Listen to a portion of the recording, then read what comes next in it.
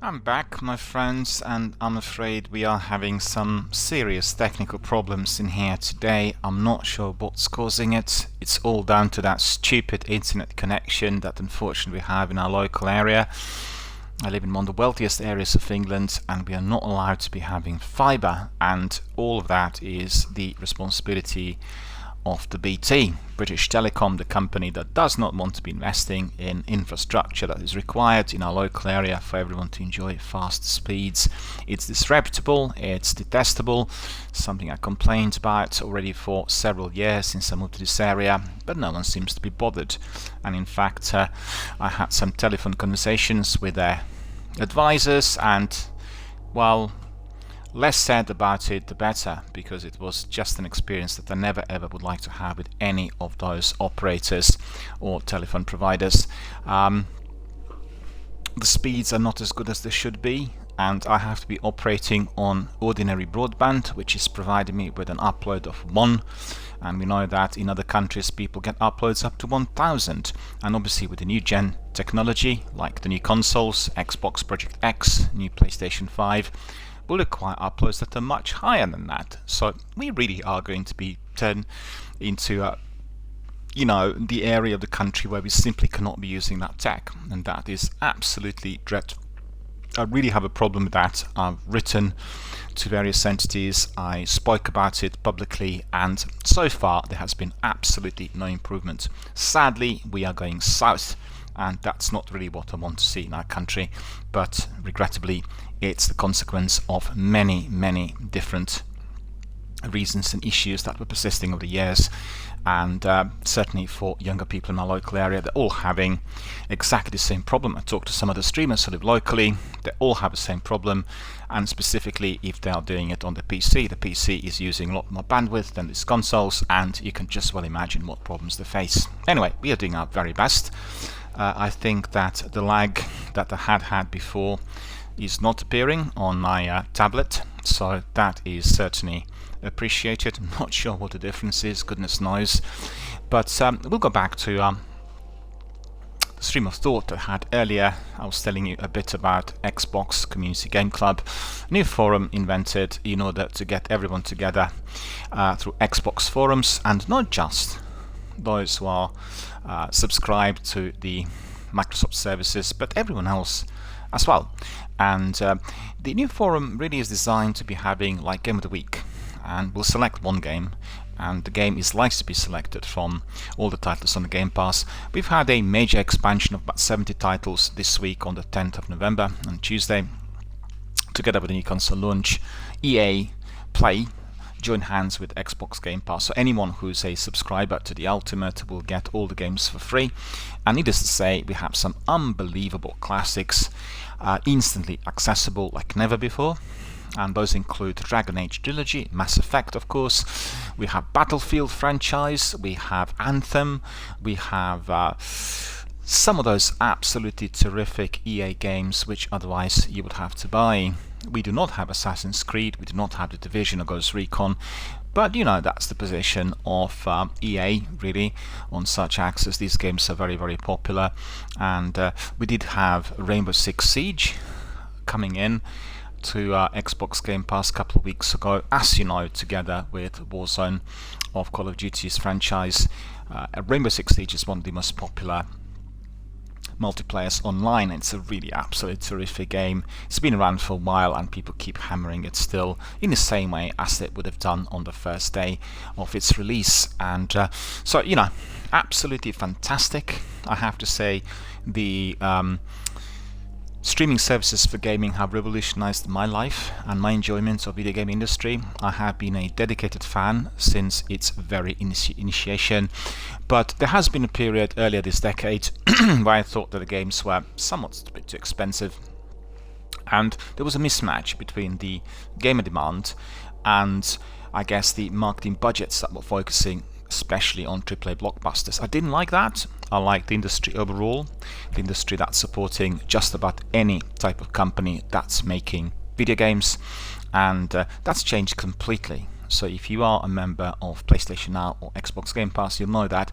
there are loads of independent titles in there, and those companies are supporting independent developers with their efforts, and frequently, if they have a major success, then they offer major capital, support their development, and in some instances, like for instance with Obsidian, which is what we've seen at Bethesda in recent times, then a big studio like Microsoft will just provide them with an offer, and they become an indie studio which is part of that umbrella of game developers. So really, really very good way forward. There have been major, remarkable alterations to the path of those developers where they accessed better facilities, they were able to bring in more staff, and therefore their games had massively accelerated. Whether they are a lot better than the original ones is something for us to decide after we obviously jumped in and tried some of the new products. But certainly I had been very, very encouraged. Most importantly, never ever before was I able to access that many games. So, an example, on PS9 we have presently about 700 games. On Xbox Game Pass, roughly there are more than 180 with any inclusions. So if you look at those two forums together, instant access to almost 1,000 games on a subscription fee. I pay £11 for the Game Pass Ultimate, and that's all inclusive of Xbox Live services and everything else, as well as PC downloads. And then PS Now is, I think, about £8. So if you look at it, for £20 a month, right, I'm getting access to more than 1,000 games, and you have loads of AAA blockbusters in there. For instance, Fallout is on PS Now. You have Mass Effect and Dragon Age on Game Pass. You have the biggies like Rainbow Six Siege, and many, many other less well-known titles instantly accessible. So that makes a big difference. You can really plan your gaming activity. You can schedule when you're gonna do some of the games together with your friends. And most importantly, with the new generation console that was released on Tuesday, we are getting the XCloud. So, like myself, there have been other ambassadors who were testing the XCloud early in the year. And I've been granted the status of the founder member, right? So I've got a badge, which I still need to be posting and displaying everywhere. Very, very pleased to be having it, because XCloud is something revolutionary. It's something completely new. It's as revolutionary as the invention of the first two consoles, obviously Xbox and PlayStation. It is going to be enabling us to be accessing our information from wherever we are. Okay, so up to this point, you really had to have the console in order to get the game and play it. That's no longer going to be possible. They even toying with the idea that perhaps there could be subscribers to those xCloud services who even do not own the console.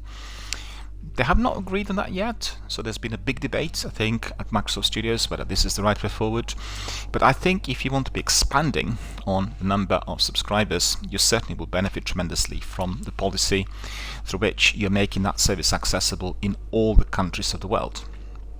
Microsoft services are not accessible everywhere, and that's one of the reasons as to why the sales of the previous console were not as great as expected.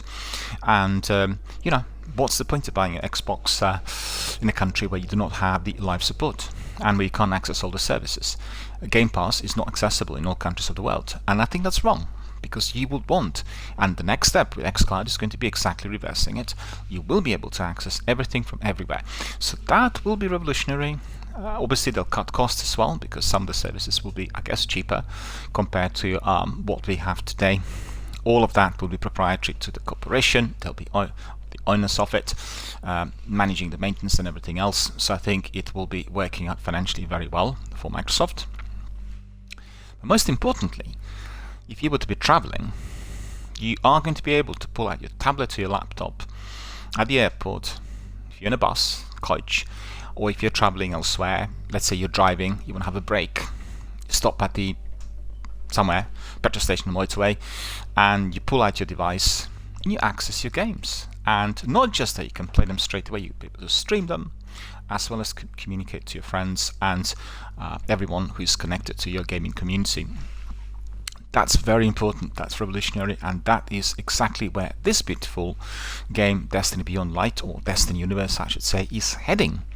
Destiny will be cross-platform, be accessible from every platform everywhere, and I think it is a bit of an experiment, because they also want Halo the Master Chief Collection and all that it includes to be part and parcel of it. So don't forget, this is going to be like an experiment for all that is to follow, and that is certainly what I'm very much looking forward to.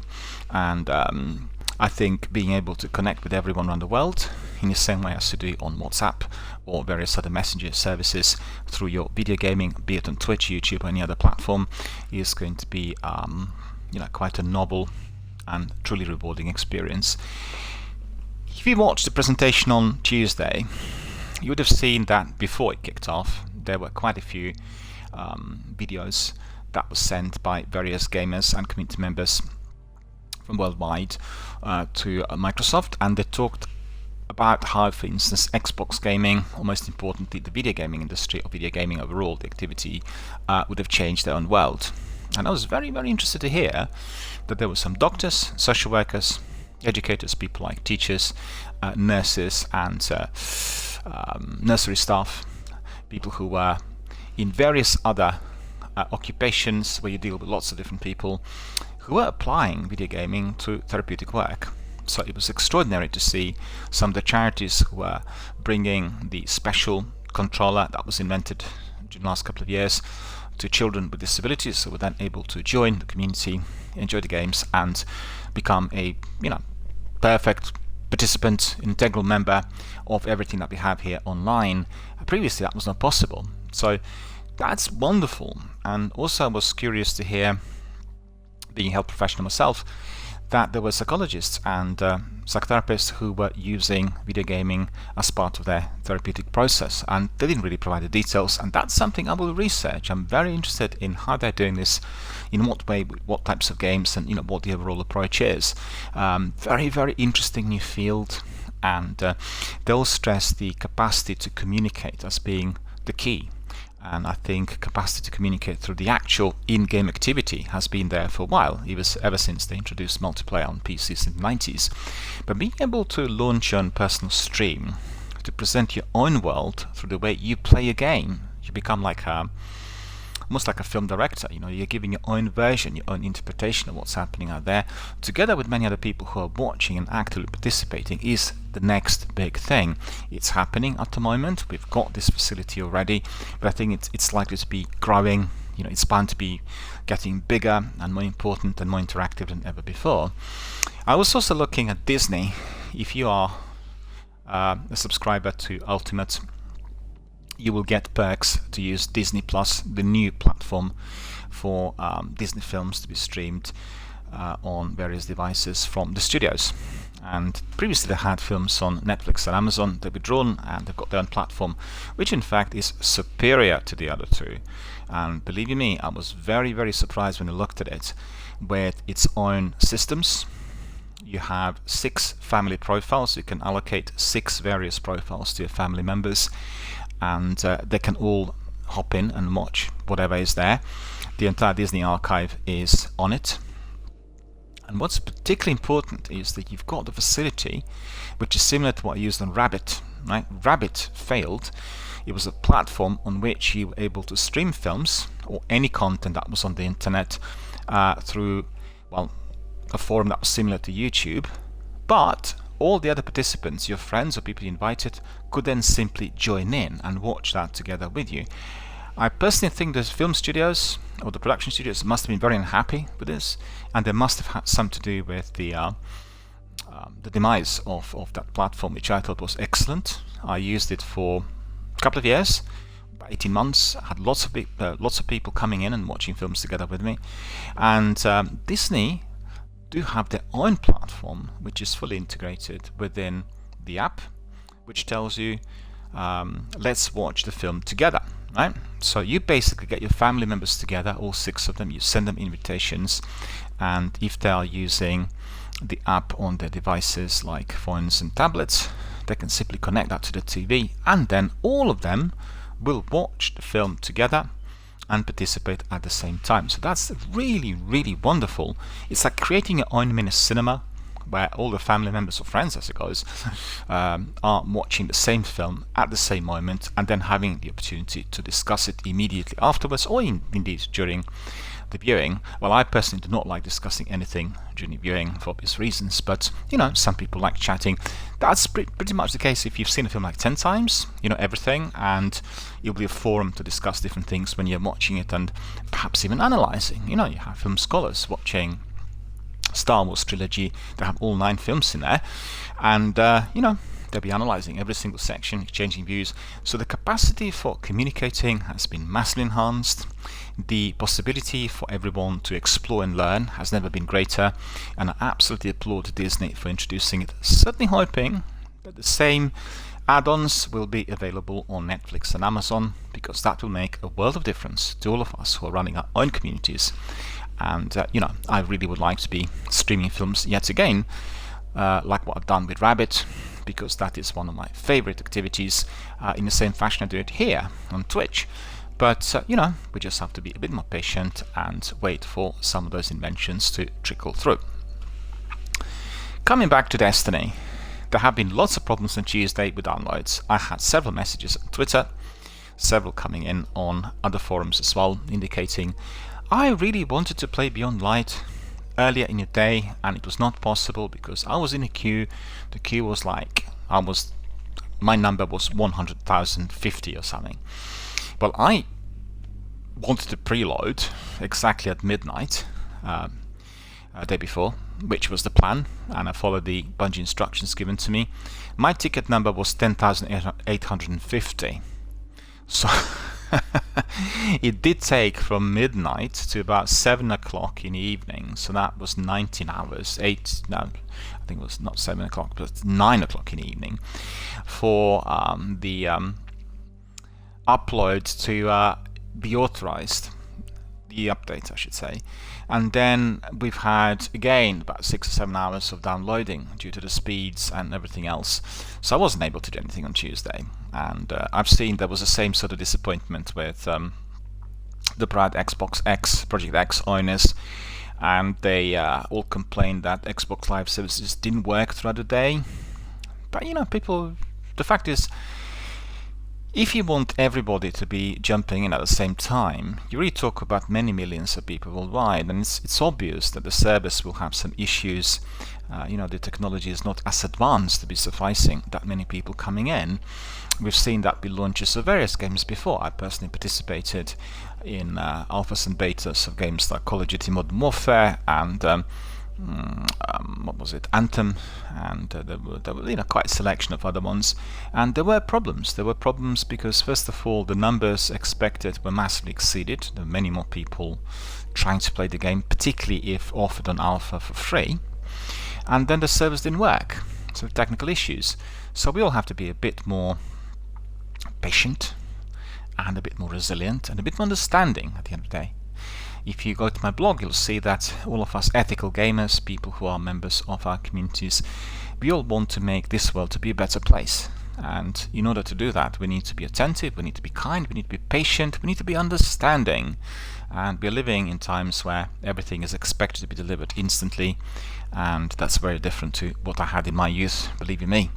And we all are needing to kind of tailor our expectations somewhat in order to make this world to be a bit more amicable.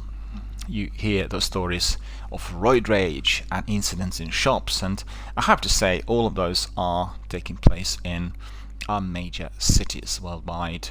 Our cities have become so big. I lived in London most of my life, and I just can't even compare the way London was in my youth with London of today. It's unbelievable. And if you watch the presentation on Tuesday, there were 2 people who developed Watch Dogs Legion, 2 team leaders who were playing the game and telling us a bit about it. The game is taking place in London. It's kind of a weird futuristic vision of a city that went seriously wrong.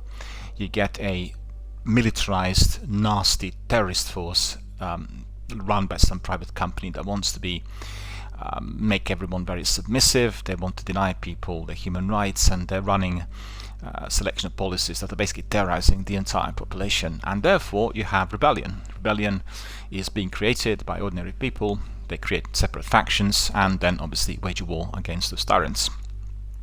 London in that game looks absolutely mouth-watering. It's unbelievable. So if you missed the presentation, go to Xbox channel on YouTube and select the section which is on War Dogs Legion, and just absolutely soak up everything that these guys were giving us. It's incredible. And you know what was extraordinary? It was a really a pivotal moment for me, and really it really for me represents what video gaming of today is about. The vast majority of the activity in this game is taking place in central London areas. I had offices on Old Street, the corner of Old Street and City Road, and as I watched the presentation, so this is the presentation delivered by Xbox team for the world community. The guys were driving a car in that game, in the Legion, which was driven from Barbican through Old Street and City Road, and they literally stopped the car. They just, they drove the car through the roundabout and then he stopped near my former offices. And I could see the offices. It was just incredible.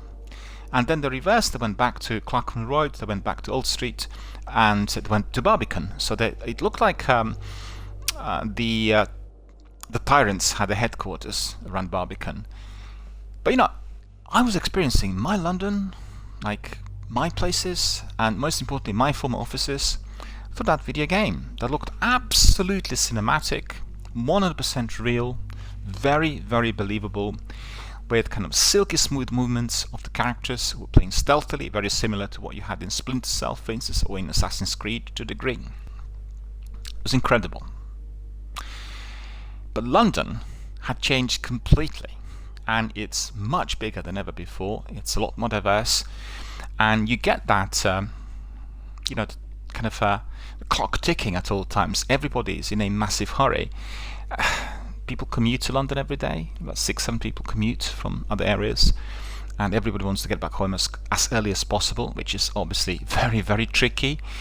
During the pandemic, that's all gone up the creek. We don't have many people commuting, and public transport is almost at standstill. But in normal times, you get that speed present everywhere.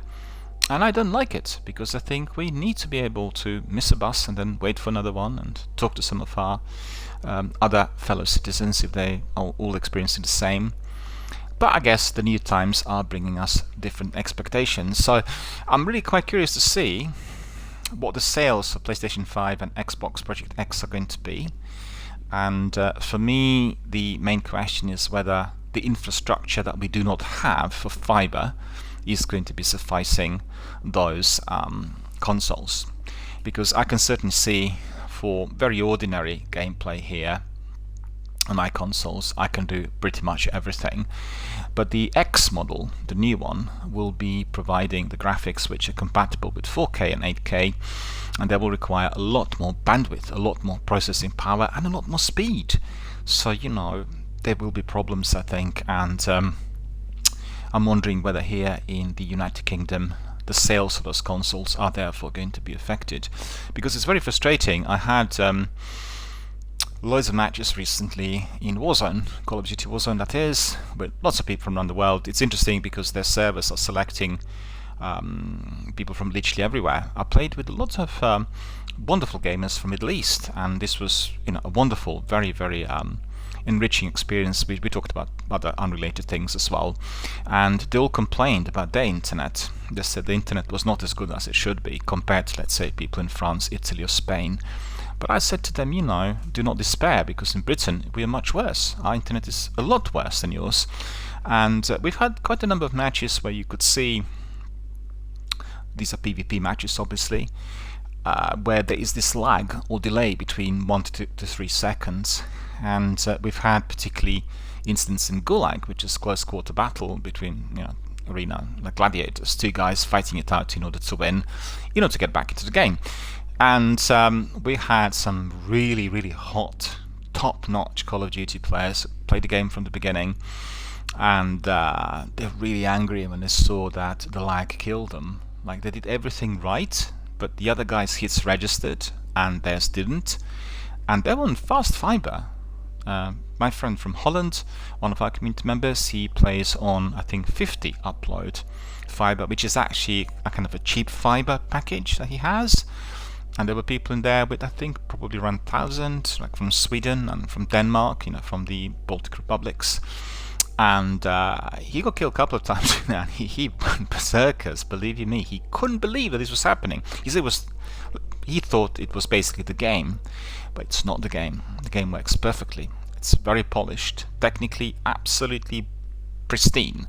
I'd say probably the best PvP I've ever played over the years. It did have problems initially, but they're completely resolved by today. But it's all down to the server speeds and to the internet speeds of those participants. So, we have to wait and see. And I'm very excited about new consoles. In fact, I was looking at the packages that are offered here through our operators.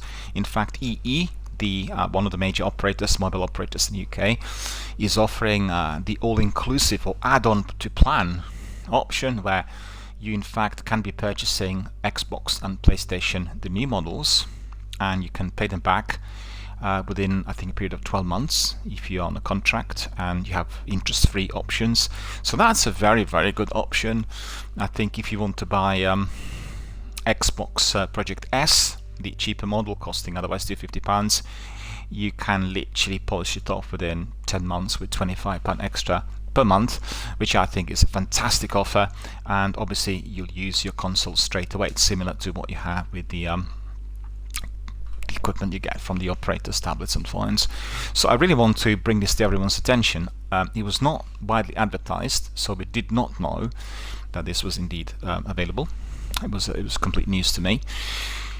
And I was in fact looking at the phone upgrade, want to see if they had any other special offers, anything else that can throw in together with the new phone. And this was one of the latest things. They were offering PlayStation free of charge a few years back, and this was the latest PlayStation 4 Slim model with all the latest software and upgrades. And it was fantastic to be able to basically get your brand new phone, you could say, for free, and it will come together with the console. So this was really extraordinary. I wonder whether they'll have some of these offers later in the year. So for anyone who is not prepared to be paying 25 or £45 a month, it's very much worth it to just keep an eye out for any special offers coming from those operators. But anyway, as you could see, the next big thing is primarily in the area of cross-platform. I've seen Sony phones that are specifically designed for fast mobile gaming. Sony partnered with Call of Duty franchise and the Infinity Ward developer Activision as publisher, and they are basically the proprietary Android phone that works the best for the game. So if you're a Call of Duty Warzone player, you want to play Call of Duty Modern Warfare online, you can simply get that Sony phone, which is, I think, called Xperia 5.2. It's got the fastest processor on the planet, and it will work perfectly. It's got sort of cinematic, kind of cinema black, beautiful Bravia style colors, and 4K display. So really can't go wrong with that. And as you could see, the direction this is taking is progressing down the route of instant access from anywhere. And that's so different to the way things were in the past, where everyone had to buy a print if they wanted to watch a film. So think about it today, you don't need any prints, you can just get everything done digitally, delivered to your device. And that includes cinemas. Cinemas can get everything digitally. No need to be paying the rental for the prints and all the hassle of prints getting damaged, having problems with transportation. I can tell you stories, but you know what? I am kind of hungry for more here in Destiny New Light. I told you all about the launch of the new console, about the presentations, about some of the games that indeed we've seen, the excitement I have about Valhalla, about Watch Dogs Legion, and of course this game, Destiny Beyond Light. So without further ado, we'll just step in and carry on with the adventure. Warlock, human male, DRBMiller it is.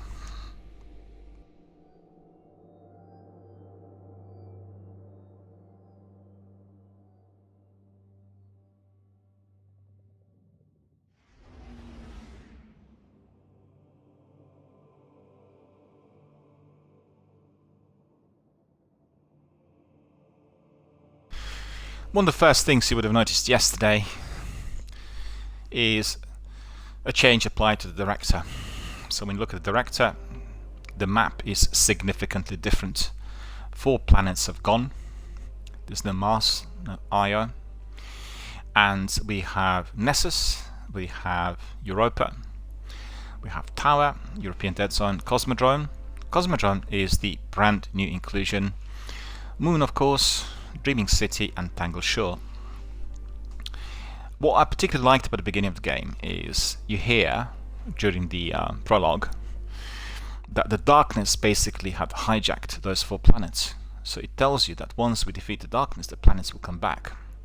Obviously that will give Bungie a few years ahead to plan what to do, perhaps even for the tech to develop. But that seems to be like a good line for me. We can't access them because presently the darkness had conquered these planets. We can't go there. And that's really that's a good explanation. Somebody had a really ingenious idea which was bit incorporated in the actual fable, the storytelling of Destiny. So we're not feeling that sorry that the planets are not there, because guess what? The darkness just jumped in, took them away from us, and we need to protect the rest of the world. So it's almost like a personalized warning. Unless you do a lot of hard work in Destiny, you will lose all the planets. There will be no more Destiny, but just darkness, and that's it. It's the end of the story. And I really like the idea. It makes you really a bit more aware and will make you work a lot harder with some of the grinds. So the first thing you see is, obviously, we have different planets. But if we are to be looking at those planets, for instance, when you go to the tower, which is our home, you'll see that we have a couple of new terminals erected. So the first one I noticed was Quest Archive, and that's very important. That will ensure replayability of certain missions and activities. And then we also have our other archive, which in fact is providing us with easy access to the exotics that were already gone in the game. And it is, well, it looks a bit like a monument. Looks like some sort of memorial to the fallen heroes. Looks absolutely terrific, and it's occupying the central section where previously had 3 vaults on display. Now the middle one is Monument to Lost Lights, and we can pick up at any time any of those exotics and do these lengthy grinds. But beware, the exotics are very expensive, so in order to do them you will really have to be planning somewhat, because there are lots of materials that are quite hard to get that will require many lengthy grinds. It's a very cleverly built activity, and I think they really listened to us, the community members, who said, well, you know, the last season we were grinding for several weeks, many activities in order to get those pinnacle weapons and additional bits of gear. Ultimately they turned out to be a bit lame. They didn't really perform, I should say, they weren't really as powerful as they should be, considering that we spent so much time grinding, and we didn't feel that the grind was worthwhile. I mean, I certainly didn't. But in this instance, we are definitely looking at the grinds that are going to be worthwhile, because A, you will have to be grinding first of all to get the materials. Once you got the materials, you need to plan on what weapon you'll acquire, and then afterwards you are going to be doing the grinds in order to get the weapon. So that's triple grinds, quadruple grinds. But as many people tell you, Destiny always has been a very grindy game. But the bottom line in any form of grinding, related to any video game that I've played so far, was about the quality of something that you'll be getting in the end. If there's no quality, then there's no point of you doing the grinding. And this is where lots of some of the PvP games also fall. They become just repetitive. There's nothing new, nothing worthwhile in there. This is a good addition. This is a new inclusion, and I really like the idea. I like the idea of us constantly progressing forward, yet having the ability to go back to the past and explore everything that has already been completed. We can replay it. We can redo it if we want. That is awesome. You know, it's goodbye to the old games, linear story, where you do back to front or front to back, and then you would simply finish the story. You couldn't really access every single section according to your own preference. So really, if you look at it, the non-linear storytelling is fully retained. You can play it in any way you want. You can do the last mission or the first mission accordingly. You can still follow the story in a linear fashion if you decide to do so, but you can always go back. You can always replay certain things, and that's great. That is something which I really appreciate. We've done this experiment with Destiny 1 here on my channel. If I'm not mistaken, we've done it 3 times. We've gone back to the missions that were finished. We played some of them. Well, not some of them. We played the whole Destiny story in a linear fashion, linear storytelling. And it turned out to be perhaps not as interesting as otherwise when you were doing it literally within the game, when you're building your characters. And it appeared to be, particularly at the beginning, I think first 8 missions, a bit repetitive. Whilst when you're doing it with all the other activities fully incorporated, you never had this feeling. You never had the feeling you were actually going back to the same place. The quest was starting at exactly the same point, because it was literally mixed up with all the other things which you would do, inclusive of patrols and strikes and crucible and everything else. So very, very novel and very, very exciting, and you really can see if you approach it from a different angle as to why it was so important to retain that non-linear storytelling and that type of playability. So let's crack on, let's do some admin, let's enjoy our Beyond Light.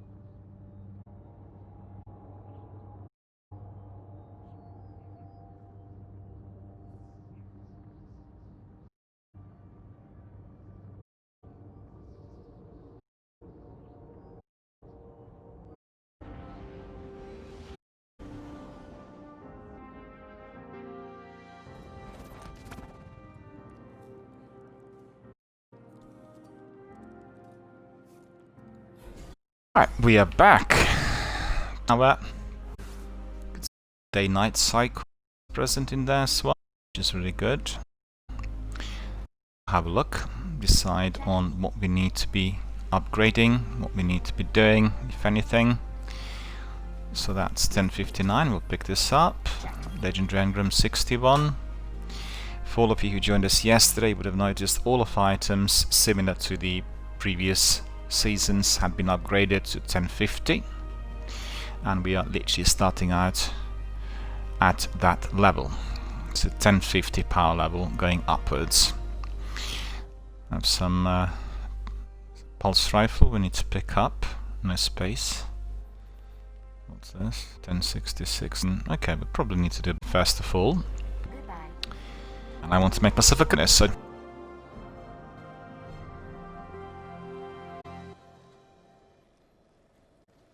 Check. Check. You must have messed.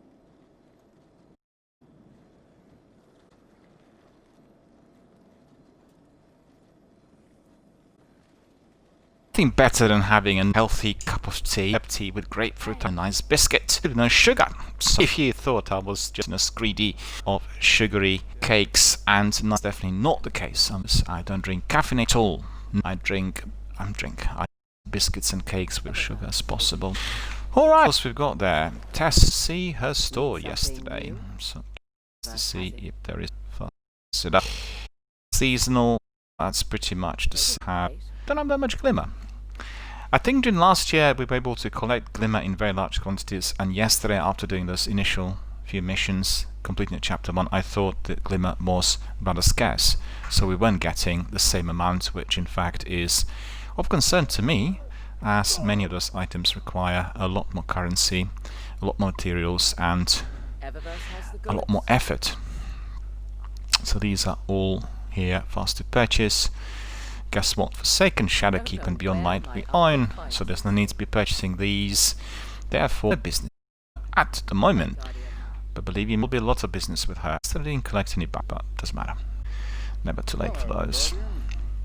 Hello, sir. How is everything today for you, sir? I've come here to decrypt some of the engrams. Will you have a moment of time to spare? He says, "Hi, Captain." So, we are getting another pair of boots. No, I don't actually purchase any. Just the ones I've got. Hang on. Approach. What cipher is this?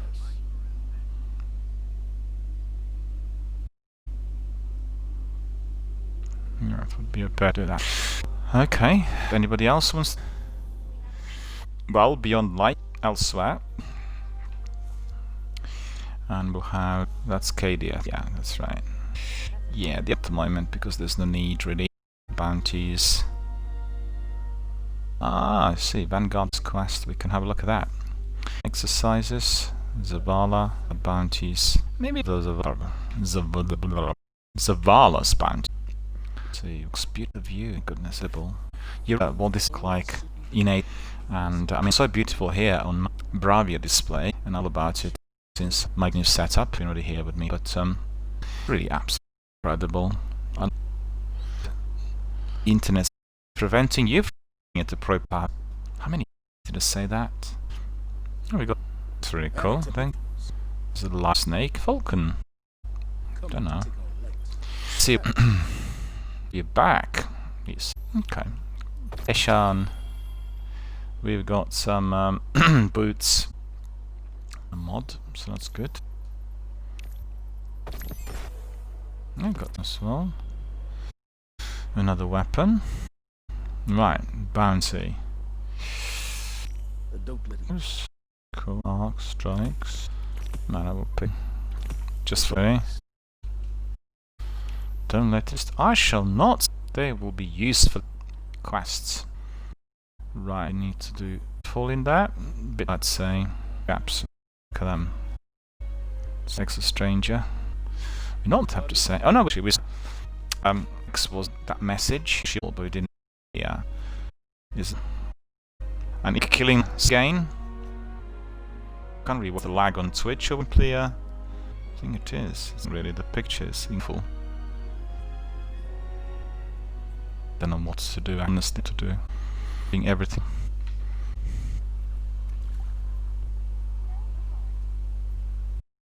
The app has a ping and there's some perfectly, but I cannot working.